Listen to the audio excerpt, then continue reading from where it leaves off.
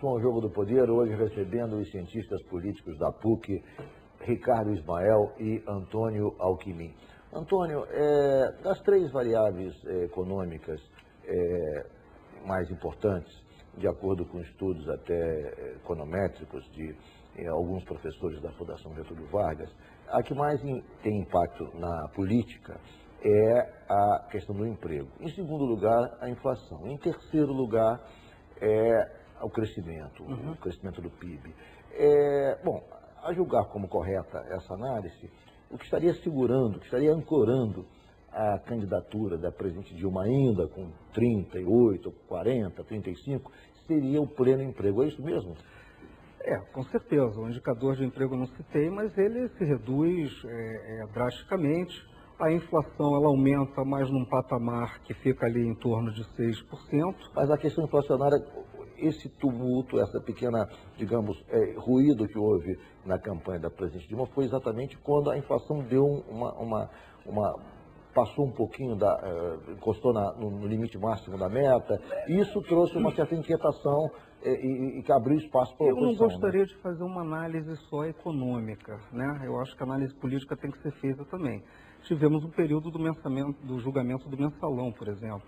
Né? Tivemos as manifestações de junho, isso sim, mais do que os indicadores econômicos, corroeram. E aí isso está relacionado a outros problemas sociais, como transporte, mobilidade urbana, saúde, educação. Então, acho assim que reduzir a política e a economia, com todo respeito aos meus colegas da FGV, eu não faria isso. Agora, são indicadores com certeza fundamentais. Mas aí volta aquela nossa posição anterior. Depende do que se compara. E depende. O Brasil mudou muito nos últimos 10 anos, né? Mudou profundamente, né? A economia, a qualidade de vida, coisas que são estruturais, que já vem melhorando há décadas, coisas que são mais conjunturais. Você não acha que a questão econômica tem um peso maior do que as outras certeza. questões? Porque, repara bem, o presidente Lula foi para a reeleição no auge da crise do mensalão, mas com a economia estupenda. O Brasil foi reeleito a despeito de toda a estrondosa manifestação enfim, de denúncias sobre corrupção no governo. Ou seja, porque naquele momento a economia estava muito boa. Estamos falando de 2006. De 2006. Pois então, quer dizer, a questão econômica tem um impacto quase que decisivo nesse processo. Eu não diria assim. Eu acho que a vertente política também é importante, né? Mas aí é uma questão de princípio teórico. Mas vamos a 2006. Em 2006, o Ricardo citou aqui os números atuais que conferem aqui com os meus. Em 2006, em 2002, tá? Na primeira campanha presidencial, o Lula tinha 38% de intenção de voto no início da campanha, a Dilma tem os mesmos 38%. O Serra tinha 20%, o Aécio tem os mesmos 20%. Ou seja, o que eu estou querendo dizer é o seguinte, é uma situação de empate. O cenário hoje não é tão diverso daquele cenário, porque tem uma parte do eleitorado que é cristalizada, por isso que eu digo que tem questões políticas também, né? Tem uma parte do eleitorado que vai votar na Dilma, e ela não vai cair na intenção de voto a 10%, por exemplo, isso não vai acontecer. Assim como tem um eleitorado fiel do PSDB, que não vai deixar de votar no PSDB.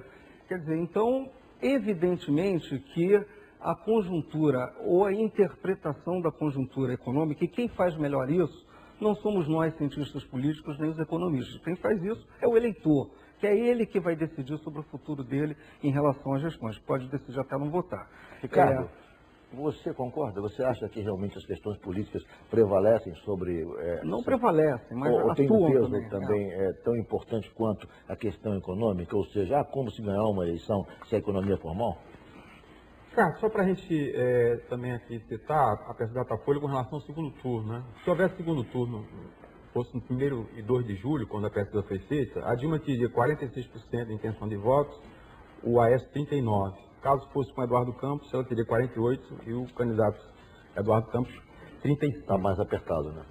Então você tem hoje um quadro, que é um quadro diferente também em relação a 2002, porque na época o Lula representava a mudança, né? Num governo que tinha passado por vários problemas durante o ano de 2002, 2001 um apagão, em 2002 uma economia que já estava com muitos problemas. Então, vamos dizer, agora, de fato, a economia, se houver um segundo mandato da Dilma, terá que mudar.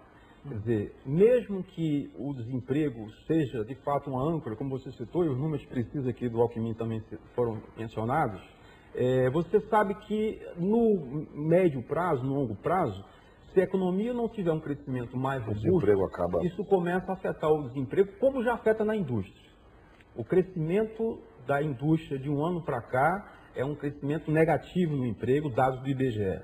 Então, na verdade, é preciso que a gente perceba que há um conjunto de variáveis que vão ser discutidos ao longo dos próximos meses. Mas eu não tenho dúvida que a partir daquela virada da crise econômica lá em 2008, o ano de 2010 é atípico mesmo, onde você teve condições de ainda impulsionar o consumo, impulsionar ali um crescimento de 7,5%. Mas a partir de 2011, a gente percebe que há um esgotamento desse modelo econômico baseado no consumo das famílias, é porque elas estão mais endividadas, até porque normalmente você começa a ter o problema agora da falta de investimento ou de crença na credibilidade na economia. Então, 2015 será um ano que passará por mudanças da economia. Dificilmente qualquer candidato vai se furtar, ou melhor, nenhum deles vai antecipar essas medidas, mas todos sabem que haverá mudanças. Portanto, o governo Dilma terá que mudar na economia se quiser, novamente, continuar ganhando a confiança dos empresários e da própria sociedade brasileira. Acho que a questão econômica, ela entrou na campanha. É difícil tirá-la.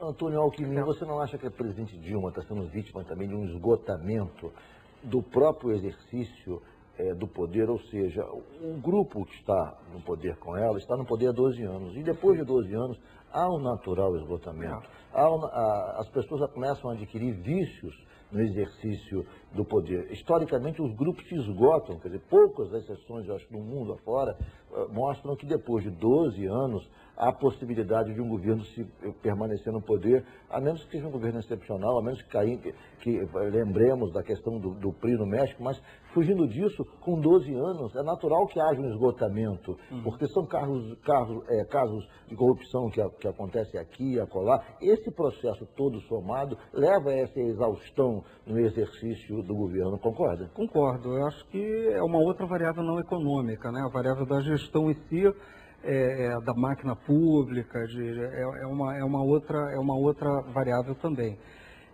Mas voltando um pouco ao anterior, eu acho que tem uma coisa que o Ricardo falou que eu acho que há um consenso muito grande. Eu acho que 2015 é um ano realmente difícil, seja para quem ocupar a cadeira do Planalto.